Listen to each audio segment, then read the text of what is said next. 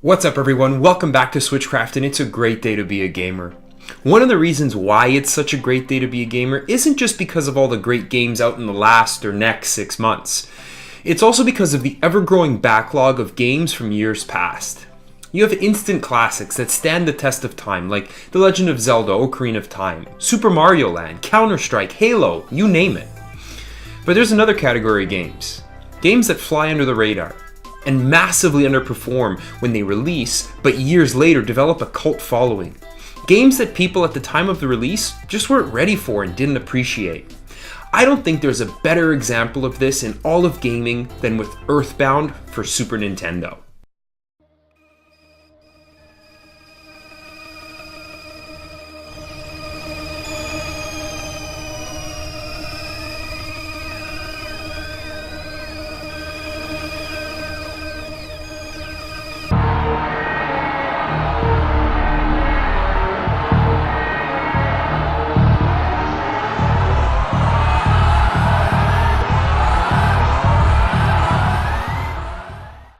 Where Earthbound really differentiates itself, though, is in the details during the time it went from obscurity to an absolute must-play if you like the Super Nintendo, or RPGs, or just video games in general.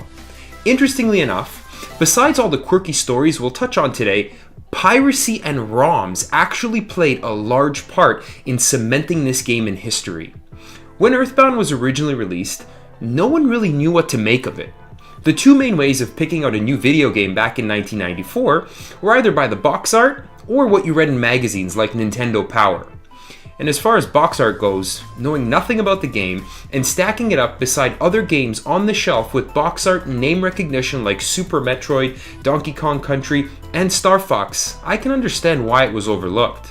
But here's the thing. Most of the people who by chance played it loved it.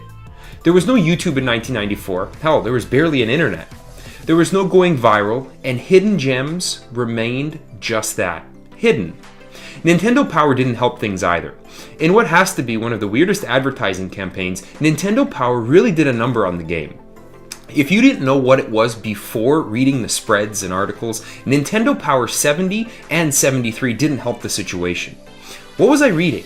Was this a game review or some investigative piece on a natural disaster? Was this War of the Worlds all over again? I can't tell. The game itself literally says it stinks, and the scratch and sniff smells like pickles. I'll just stick to traditional RPGs like Dragon Quest or Final Fantasy. That led Earthbound only moving 150,000 copies at launch and dying off unceremoniously. As the internet inevitably grew, people were able to, for the first time, communicate almost instantly around the world. And gamers who played Earthbound wouldn't shut up about it. ROMs were created, shared, played, talked about, and shared again. People around the world, ones who lived in regions like Europe, that never even saw a physical release of games like Earthbound, were exposed to one of the quirkiest titles in the Super Famicom library.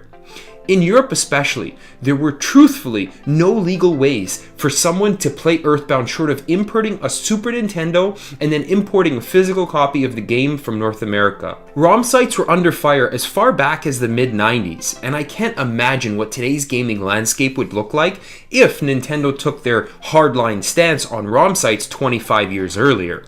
But thankfully they didn't, because there's a chance Earthbound would have stayed in obscurity and never be revisited and loved by so many. In fact, I'd make the argument, and I'm not the first person to point this out, that this is a case of ROMs actually making Nintendo money. They kept Earthbound relevant and played by hundreds of thousands of people. It created demand for Nintendo to release a legit, official way to play. So much so that when Nintendo finally put Earthbound on the Wii U Virtual Console back in 2013, it finished third in sales the month it was released, only behind Super Luigi U and Pikmin 3. It also got much better reviews this time around. There was legitimate excitement, and it had massive sales momentum, in large part due to the 25 years of life support the sharing of ROMs on the internet gave the title.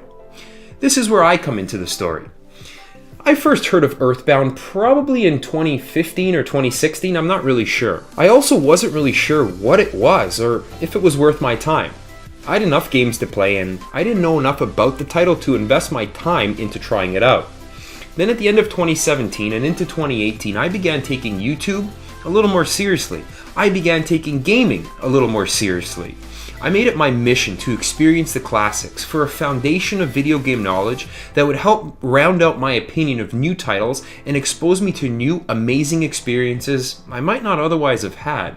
And wouldn't you know it, wherever I turned, whomever I watched, when it came to must-play games of all time, or best RPGs ever, or favorite video game lists, Earthbound came up again and again. The way people talked about it was like it was magical.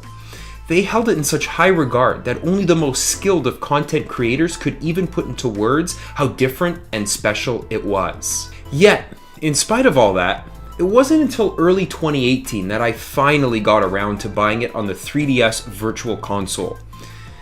And it changed everything.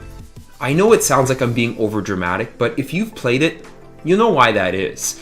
And if you haven't, I don't know if you could really understand. I've never played a game so quirky, so different, so self-aware. And it had been out for 25 years. I had all the latest and greatest Switch games and 3DS titles with the most modern graphics, gameplay, and portability.